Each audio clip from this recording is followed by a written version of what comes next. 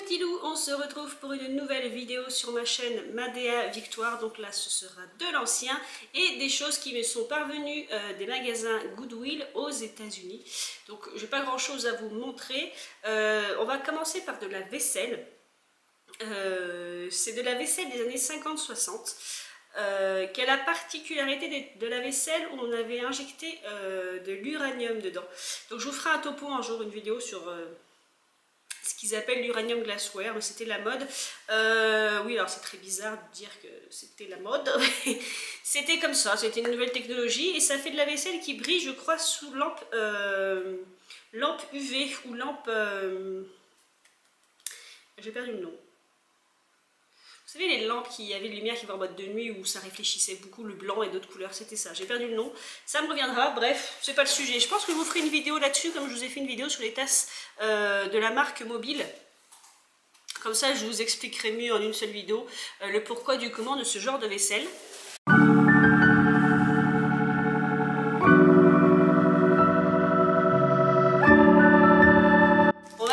Par le premier, donc ce genre de vaisselle en fait était à la mode dans les années 50-60. Voilà, il faut savoir que dès qu'il y avait une technologie, jusqu'à une certaine époque, on en mettait partout. Voilà. Donc par exemple, moi j'ai un sac des années 40 qui est fait en corde de téléphone. Je vous mettrai la photo. Et c'est pareil, c'est quelque chose qui les collectionneurs aiment avoir chez, enfin ceux qui aiment les années 40 évidemment, mais les sacs en cordon de téléphone sont très recherchés par les collectionneurs, c'est ce que je voulais dire. Et voilà, c'était une mode, dès qu'il y avait un brin de technologie, on l'incrustait dans la mode. Donc il y avait les cordons téléphoniques, tout ne me revient pas, hein, mais il y avait par exemple l'uranium appauvri dans la vaisselle, ça brille dans le noir, pourquoi je ne sais pas. Donc je vous mettrai des photos de ce que ça donne d'ailleurs cette vaisselle quand on l'éclaire avec ce type de lampe dont j'ai perdu le nom, parce que j'ai pas cette lampe sous la main pour vous le montrer en fait, ce sera mieux en photo. Bref, on va commencer. Donc ça, il s'agit d'un tout petit plat entre l'achat et les frais de port. Je n'ai pour 20 $. Donc je vais l'ouvrir, ça va faire du bruit. Donc là, à mon avis, je vais couper la vidéo, j'entends. Donc voilà ce que ça donne en fait sous une lumière normale. Ça a des reflets verts et en fait c'est que dans le noir c'est luminescent. Voilà, je cherchais le mot. Je crois que c'est luminescent ou c'est sous une certaine lumière, je ne sais plus. Mais bon, je vous aurais mis les photos donc vous aurez compris le principe. Et c'est assez recherché par un type de collectionneur un peu foufou comme moi. Donc voilà, c'est un petit plat. Alors je sais pas pourquoi je le voyais plus grand. Mais vous n'avez pas regardé vraiment les mesures. Il est en bon état, voilà, il est mignonnet. Peut-être des années 60, 50, 60, quelque chose comme ça. Voilà, je vous aurais mis la photo parce que ça peut donner dans une vitrine, c'est très rigolo. Mais voilà à quoi ça ressemble en fait, quand c'est pas forcément éclairé. Donc il n'y a rien d'extraordinaire, hein, c'est de la vaisselle. Je sais qu'ils le font dans certaines opalines, il me semble. Et j'ai vu aussi que ça se faisait en matière de bijoux. Certains bijoux étaient comme ça incrustés d'uranium appauvri et ça brillait dans le noir, voilà. Je regarderai si je trouve des exemples en photo pour que vous compreniez bien et je pense que je vous ferai une meilleure vidéo où je vous expliquerai tout ça. Je pense que je ferai aussi une vidéo pour vous expliquer aussi cette mode qu'il y a eu, dès qu'il y a eu une invention, on l'intégrait au monde de la mode. Voilà, si j'arrive à faire une bonne vidéo assez longue, je vous ferai aussi une vidéo là-dessus. On va passer au deuxième carton sur le même sujet. Donc très bien emballé. Je vois qu'il est juste un peu abîmé, mais il a dû être aussi abîmé avant. Le voilà, donc là nous avons la version saladier. Petit saladier, donc que je disais, je vais enlever ça. Voilà, ici il est abîmé, mais je pense pas que ce soit dans le transport, vu à quel point c'était emballé entre le papier et la bulle. Voilà, je pense que ça a été abîmé par l'ancien propriétaire.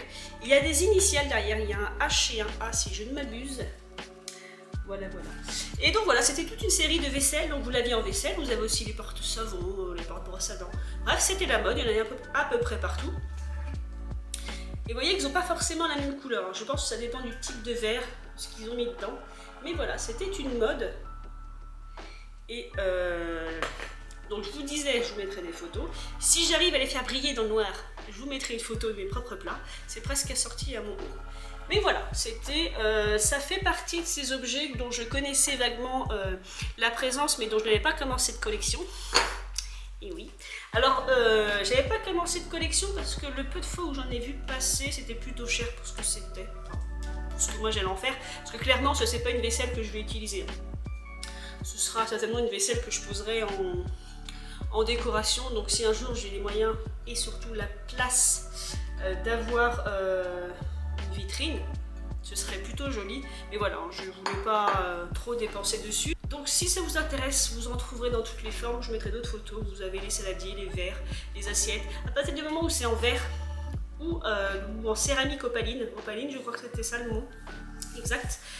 Et voilà, vous en trouvez partout, donc à tous les prix. Donc voilà, c'est quelque chose que je voulais avoir chez moi en tant que collectionneur. Voilà, quelque chose d'assez original à montrer aux gens qui viennent, parce que c'est pas forcément quelque chose que les gens connaissent. Ils ne savent pas non plus l'application malheureusement qu'il y a eu le nucléaire dans la vie de tous les jours, on va dire. Puisqu'il me semble que j'ai été tombée sur une pub. Je sais plus ce qu'on faisait avaler aux enfants en pensant que c'était une bonne idée, mais non, c'est pas de l'uranium, c'est sûr, mais c'était quelque chose. J'essaierai de retrouver la pub que j'avais vue dans ce bouquin. Mais on considérait que ce produit-là était une avancée, et peut-être une avancée en termes médicaux et pédiatriques. Et en fait, non, c'était pas une bonne idée de faire voir ça aux enfants, mais bon, voilà, il y a des modes, hein, on essaie des choses, et puis après on se dit zut, trop tard. Bref, donc voilà, ça c'était pour mes 2 colis sur la vaisselle. Et ensuite, mon dernier colis, donc voilà, une vidéo qui sera encore très rapide. Donc, mon dernier colis, en fait, n'a aucun rapport avec la vaisselle, mais c'est quelque chose que je n'avais jamais vu. Non, je crois que je n'avais jamais vu de ça. Donc, voilà pour le colis. Du coup, comme je vous l'expliquais, Goodwill c'est un système d'enchères comme eBay. La plupart des ventes se font en enchères, pas tout le temps. Et finalement, j'ai réussi à mettre la main sur cet objet. Et clairement, j'étais contente parce que c'est vraiment pas habituel. Donc, il fera bonne figure dans ma très longue collection de trucs que j'ai déjà. Donc là, je suis en train de vous l'ouvrir. Hein. Je parle, mais j'essaie de l'ouvrir sans l'abîmer. Il s'agit de ceci. Alors, c'est un sac à main, comme vous le voyez. Hein. La poignée, alors je ne sais pas si c'est de la lucite ou du plastique, je sais pas ce que c'est, mais bon, c'est transparent. Il est noir et en vernis noir, c'est-à-dire que là, le tissu est bleu marine noir. Le vernis est un petit peu taché, mais rien de grave. Et donc, vous me direz, bah, c'est un sac à main, ma grande. Pourquoi c'est extraordinaire? Et bien, apparemment, il est convertible. Alors, je suis en train de voir que, vous voyez ici, vous n'avez pas de barre pour ouvrir. J'en avais 4, 1, 2, 3, 4, c'est ça dont je vous parle. Donc, il s'ouvre comme un sac normal. Alors, il était neuf, hein. C'est un des stocks. Mais vous voyez que là, c'est dédoublé. Et enfin, pourquoi c'est dédoublé? Eh bien, si je comprends bien comment ça fonctionne, vous voyez ici, vous avez des anneaux. Donc j'ai l'impression qu'on peut appuyer. Alors en filmant et en parlant, voilà. On appuie, vous voyez, et j'ai décroché un côté. Alors j'appuie de l'autre côté et je décroche ce côté-ci. Vous voyez, ça se décroche. Ah. Donc en fait, vous pouvez décrocher chaque côté. Voilà. Ce qui fait qu'il ne nous reste plus que la structure interne du bag. Vous voyez, il ne reste plus que 2 barres. Donc ça vous fait un second sac en tissu bleu marine. Donc soit vous avez un sac vernis noir, soit vous avez un sac bleu. Mais cerise sur le sac, c'est que la partie en fait noire est réversible. Vous le retournez. Et tada! Je refais la manipulation inverse. J'ai l'impression d'être dans un téléachat. Oui. Donc là, ça va être plus tendu parce que je pense qu'il est resté en position noire plus longtemps. Donc c'est un poil rigide, c'est-à-dire que il n'a pas été souvent retourné parce que le sac est indiqué comme neuf. Vous voyez ce que je veux dire? Donc j'essaie de pouvoir l'abîmer quand même. Et voilà! Je l'ai transformé en sac blanc et effectivement ça doit être neuf parce que la partie blanche est très peu abîmée. Vous voyez? Et et c'était assez dur de le retourner en fait. Mais voilà, donc j'ai lu l'annonce 2 fois pour comprendre, parce que c'était une annonce évidemment écrite en anglais américain, et qui expliquait que c'était un sac convertible noir et blanc.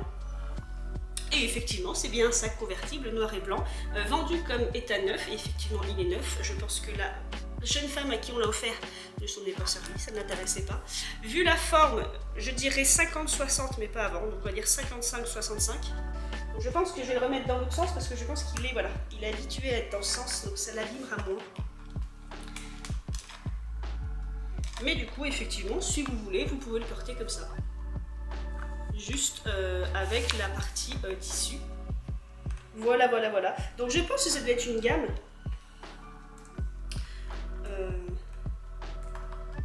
Peut-être que dans le magasin, vous pouviez acheter après d'autres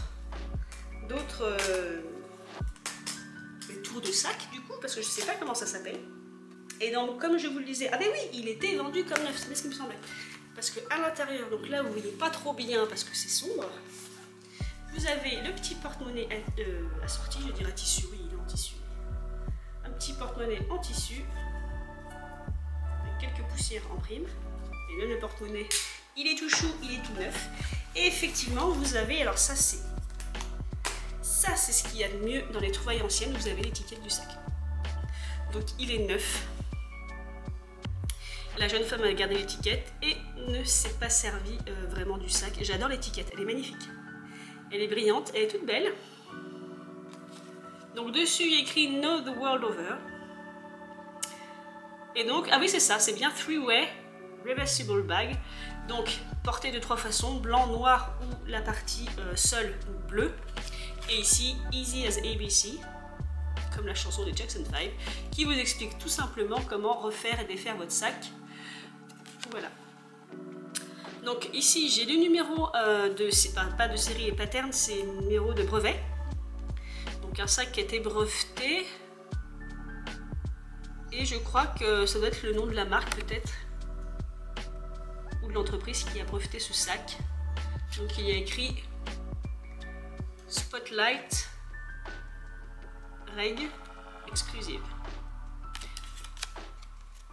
Donc je pense que c'est un sac dont je ne vais pas me servir beaucoup parce que techniquement il n'a rien d'extraordinaire, mais que je garde précieusement dans l'état dans ma collection parce que si je parle en faisant ça, vous ne voyez pas, que je garde précieusement en l'état dans ma collection parce que pour moi ça c'est quasiment rendu une pièce de musée dans le sens où j'en ai pas vu beaucoup.